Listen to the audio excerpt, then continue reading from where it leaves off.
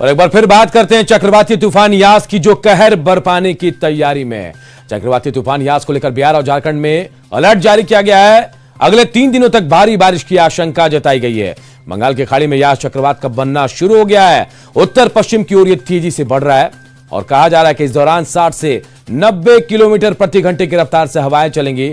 इससे बिजली, सड़क, रेल और वायुसेना पर भी असर पड़ सकता है। हालांकि खतरे को देखते हुए तैयारी भी इसकी की गई है।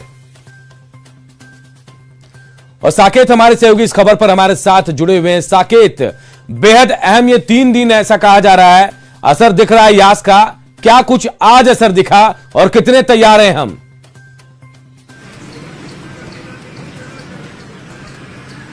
देखिए, बिल्कुल जो मौसम विभाग के तरफ से जो जानकारी दी जा रही है उसके तहत ये कहा जा रहा है कि कल शाम से यानी 25 तारीख को शाम से मौसम पर पूरा असर होगा। खास करके बिहार में इसका खासा असर देखने को मिलेगा, क्योंकि इससे पहले भी जो बंगाल की खाड़ी में चक्रवाती तूफान आया है उसका असर बिहार में खासा दिखा है।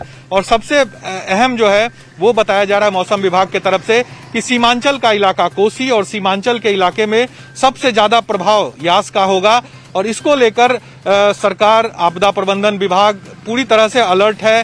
संबंधित सभी जिलों के जिलाधिकारियों के साथ बैठक की गई है। वर्चुअल तरीके से इस बैठक में उन लोगों को कड़े दिशा निर्देश जारी किए गए हैं कि किस तरह से ये इस यास को देखते हुए तैयारी करनी है। इसके साथ साथ एनडीआरएफ और एसडीआरएफ की टीम को भी अलर्ट किया गया है कि इन इलाकों में जो है वो अलर्ट रहे, क्योंकि कल शाम के बाद बिहार का मौसम पूरी तरह से बदलेगा। बिहार के सभी इलाकों में कह सकते हैं बारिश, हल्की और तेज बारिश की संभावना है। लेकिन सबसे अहम जो है वो सीमांचल और कोसी का जो इलाका है वहां पर कहा जा रहा है कि इसका बहुत ज्यादा प्रभाव देखने को मिलेगा। और लगभग 90 किलोमीटर के आसपास हवा जो है, किलोमीटर की आसपास हवा की गति जो है वो इस इलाके में रहेगी, यानी कि इससे जानमाल का कम से कम नुकसान हो, इसे लेकर अभी से कार्रवाई शुरू कर दी गई है। जिलाधिकारियों को निर्देशित कर दिया गया है कि वो अपने अपने जिले में किस तरह से इन चीजों को कम से कम जो क्षति है वो कैसे हो, इस पर काम करे। और साथ ही साथ एनडीआरएफ और एसडीआरएफ की टीम पूरी तरह से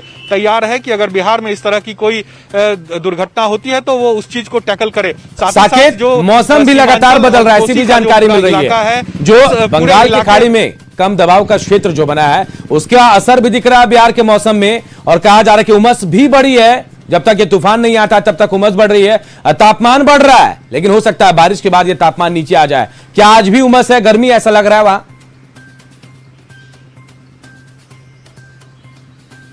देखिए, बिल्कुल आज भी बहुत ज्यादा गर्मी है यहाँ पर। हम पटना में हम आपको कहें अभी तकरीबन 9:15 साढ़े 9 के आसपास हो रहा है, लेकिन अभी आपको गर्मी का एहसास यहाँ और खास करके उमस बहुत ज्यादा है। यही वजह से कह सकते हैं कि अचानक से जब यहाँ पर मौसम बदलेगा उसके बाद निश्चित तौर पर राहत लोगों को मिलेगी, लेकिन अभी बहुत ज्यादा गर्मी है और खास करके पटना और आसपास के इलाके में गर्मी देखी जा रही है। लेकिन जब कहा जा रहा है कि कल शाम के बाद अचानक से मौसम में बदलाव आएगा और पूरी तरह से बारिश जो है बिहार में होगी, मौसम में बदलाव होगा, जो यास का प्रभाव जो है वो देखने को मिलेगा। लेकिन उससे पहले लोग परेशान है गर्मी से।